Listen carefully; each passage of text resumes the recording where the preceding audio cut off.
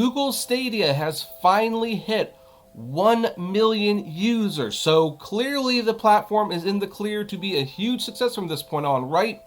Well, maybe or maybe not. We're going to take a look at this article, a interesting chart, and, some recent developments at Google themselves that may or may not point in future to Google Stadia, but hey, it's fun to speculate. So anyway, hey everyone, this is Kevin the Apptrepreneur. Welcome to my channel. If you enjoy my videos, please consider subscribing and ringing that bell notification. Even if you are subscribed, check to make sure you still are, because YouTube has been unsubscribing people apparently. So anyway, I have been talking about Google Stadia. I have like a very interesting relationship with. I don't like philosophically the concept of Google Stadia. I don't like the concept of cloud gaming. Well, okay, let me back up a little bit. I think the concept of cloud gaming is cool, but philosophically, I disagree with what it's built on. Yes, it's a very, very convenient platform where it's like, hey, you can play on any device, on any browser platform. You don't have to store the games. That's like kind of neat. What's not neat is taking ownership out of gamers' hands, the fact that games can disappear. We're still talking about Scott Pilgrim versus the World disappearing from Xbox Live and PT. So if you say this is not an issue, it is very much an issue if you care about video game history, or really any type of history. Moving to an all-digital future is scary. But that said, I did admit, like when I did like a, little discussion on another channel about it, that I had not played it, and it is now free for 2 months. You can try it out for 2 months, the Stadia Pro, I should say. There is a free base model anyway, but Stadia Pro you can try for free and get some free games like Guilt, which I've been live streaming on this channel. And I have to admit, performance-wise, it mostly works. I would say it's like 92% effective, and then there's an 8% time when it's just not working very well. There's latency, or, it stutters. And I actually have the 4K turned off because my monitor won't even display 4K, so that's not an issue as far as I'm concerned. But here's the thing, it has been slow to start, it's been slow to be embraced, but there's been articles coming up, because ever since the Stadia Pro was given out free, 1 million people have now tried Google Stadia. So, but new mobile app downloads already down significantly from early April peak, and that's what we gotta talk about. So anyway, here's the thing. It says here right now, with Google finally offering a totally free tier of Stadia game streaming earlier this month, including a free 2-month trial of its expanded Stadia Pro subscription. And by the way, I will say right now, totally worth trying. It's free. It's totally worth trying. You'll have a few games to play. This is a good chance to really just give it a good old college try. So the news I'm talking about are about numbers. It's about potential profitability. But here's the thing. Just because something might not necessarily be profitable doesn't mean you won't enjoy it. I, for example, love 3D movies. A lot of people don't. 3D is pretty much a dead technology. It's probably going to go away for another 10 years before someone tries it again. Doesn't mean I don't have to enjoy it. So that's my perspective on that. So anyway, now seems like a good time to check in on how many people are even interested in trying Google's new experimental in-game distribution. Enter mobile analytics firm Sensor Tower, which is now estimating that 1 million people have installed the Stadia app across iOS and Android. Although I'm using it on the Chrome browser. It's like one of the only things I'm using the Chrome browser for. Mobile app downloads aren't a perfect analog for actual Stadia usage. People can download the free app on Android or iOS to browse Stadia's offerings without signing up for the service, for instance, and the iOS version doesn't even support direct game streaming currently. Some Stadia users might also ignore the mobile apps in favor of playing exclusively via browser or Chromecast Ultra. I'm playing on the browser. And app downloads tell us nothing about how much time users are spending playing Stadia, although we will get to that in a minute, or if they're sticking with the service after the initial download. All that said, the app download numbers provide a good rough estimate for how many people have even tested Stadia's streaming offerings. Sensor Tower's new 1 million download estimate is up quite a bit from the 750,000 total Stadia app downloads the firm estimated earlier in April, just before the free tier rolled out. The recent growth is faster than the estimated 175,000 Stadia app downloads Google saw in the 2 weeks after its November launch. That's not too surprising, since the launch audience was limited to buy a $130 upfront payment requirement, and Google struggles to fulfill all the initial Stadia pre-orders. And of course, from what I understand and from what I saw, the service was not working very well when it started.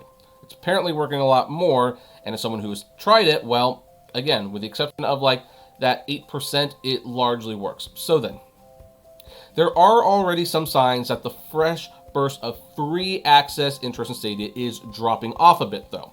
Data from App Annie shows the Android version of the Stadia app peaking at number 17 in Google Play's entertainment category on April 10th, before starting a precipitous fall to 181 as of April 22nd. On the iOS App Store, App Annie shows the app peaking at a number 38 entertainment rank on April 8th before dropping to 329 by April 22nd. Back in February, Nvidia announced that it had attracted 1 million users for its GeForce Now streaming service just weeks after launching out of a closed beta with its own limited free tier and 90-day free trial period. For contrast, both Sony and Microsoft announced 1 million sales of their new console launch in their first weekend after launching in late 2013. So here's the thing. Let me say this. I don't want to poo-poo 1 million downloads. 1 million is in fact usually considered the benchmark for when something has officially made it. And I'm going to use home media, like physical media, as an example. This is, by the way, an imported copy of The Last Emperor in 3D from Italy. I don't know who decided to make The Last Emperor 3D, but yeah, we've got time. But anyway, when it comes to physical media, studios are basically looking for a title to hit the $1 million mark. Not the $1 million mark, the 1 million unit mark, I should say. If a title hits the 1 million unit mark, it means it's officially a success. So, for example, The Matrix sold 1 million copies on DVD. That was the first one to do so. That was considered the benchmark success. So that's when DVD was solidified as a hit. For Blu-ray, it was The Dark Knight. And for Blu-ray 3D, it was Gravity. And interestingly, the $1 million success rate kind of went away for that one for some reason, but I don't know. So 1 million is not anything to scoff at. It means that there is definitely some interest in the company. Now, when you throw it up against the PlayStation 4's 100+ million units sold, or even the Xbox One's somewhere around 50 million units sold, something like that. I don't know exactly, to be honest. And never mind the Switch. It's nowhere near as impressive. That said, well, look, you got to start somewhere. You got to start somewhere, and think about people who are signing up for Google Stadia right now. If the thing does go under, which I'm not saying it will, although we're going to continue, we have more to talk about. No one lost out $500 for a machine. Like, can you imagine what it must have been like in 1996 to spend $700 or whatever it was on the 3DO, and then it dies less than a year later? We're not going to have a situation like that.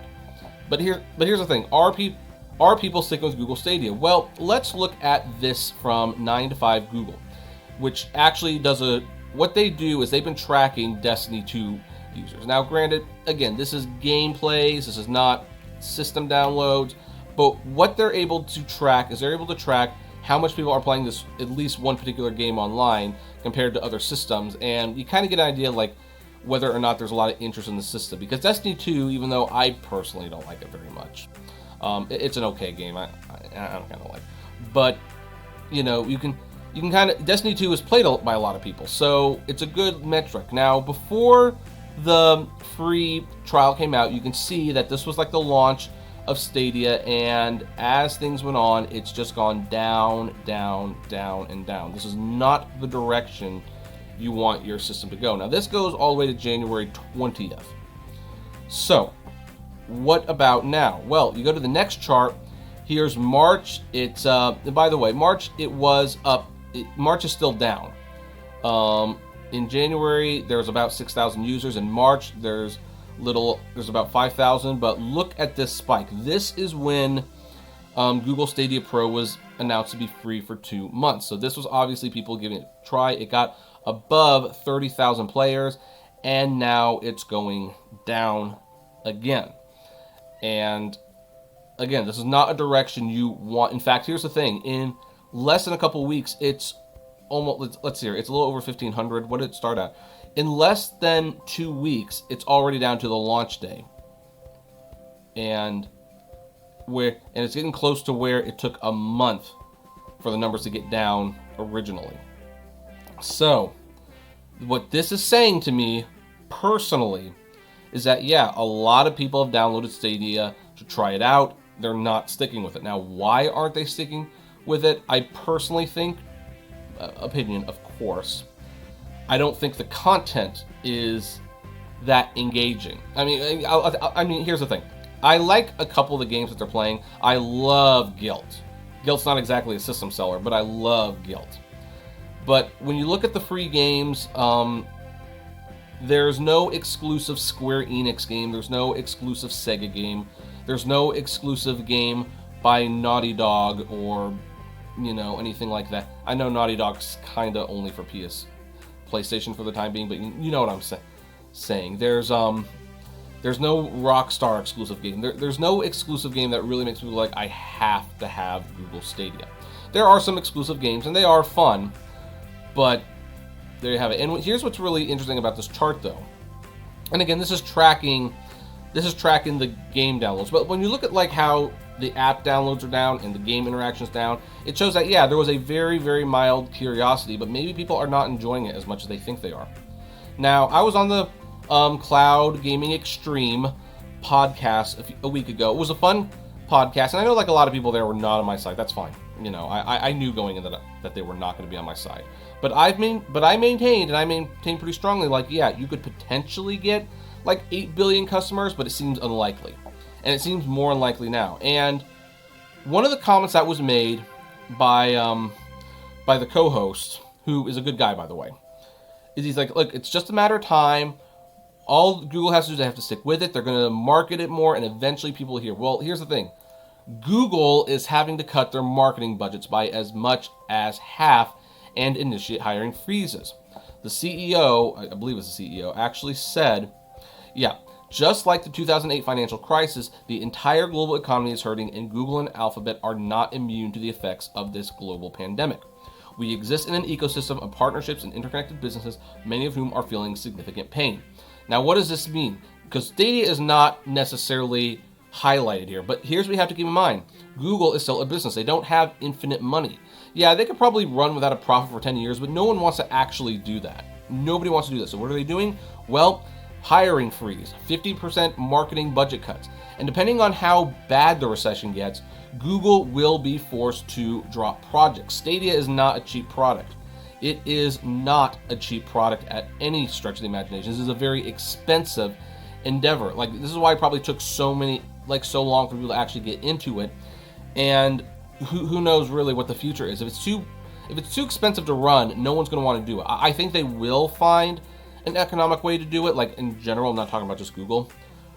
But, with this marketing budget cut and the hiring freeze, if this goes on for a few months, then Google's going to have to start looking at what they're doing, everything they're doing. And they're going to have to start deciding, okay, what projects do we cut? What things do we cease working on? Now, to be perfectly fair, I think the first thing that they would cease working on, at least temporarily, the self-driving cars. Because no one's going out anyway, so it's like that is not even worth looking at right now. So I'm not going to act like Google Stadia is at the front. But here's the thing. You have numbers like this, whether it be through app downloads or game interaction, where it's like, yeah, you gave the product away for free, it spiked, and now the interaction is going way down while it's still free, I want to add.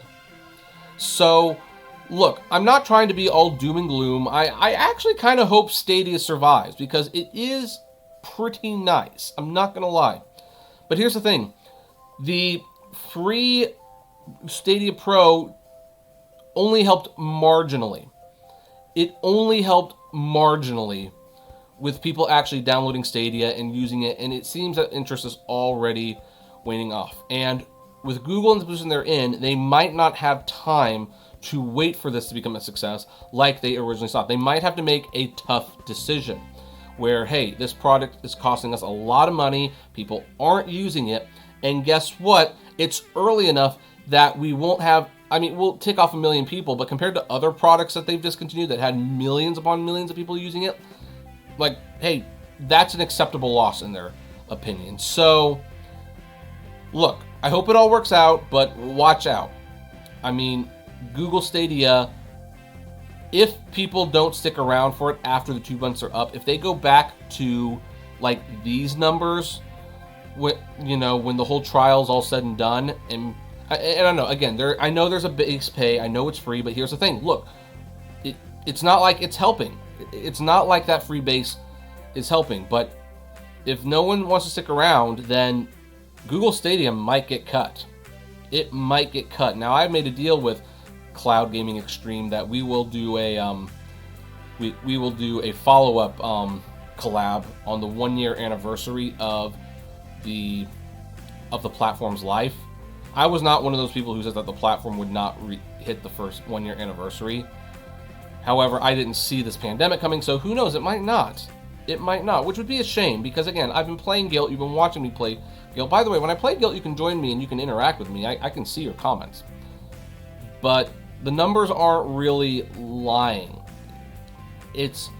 Even though there's like little spikes in interest, it doesn't seem like people are really sticking around for this, and that should at the very least concern you if you like this platform. If you don't like the platform, then this video doesn't matter anyway, and you probably weren't watching it as it is. So anyway, I am curious, what do all of you think about this? Do you agree with me? Do you disagree with me? I would love to know. Comment below, like, favorite, share, subscribe, and as always, flame responsibly. Have a good one.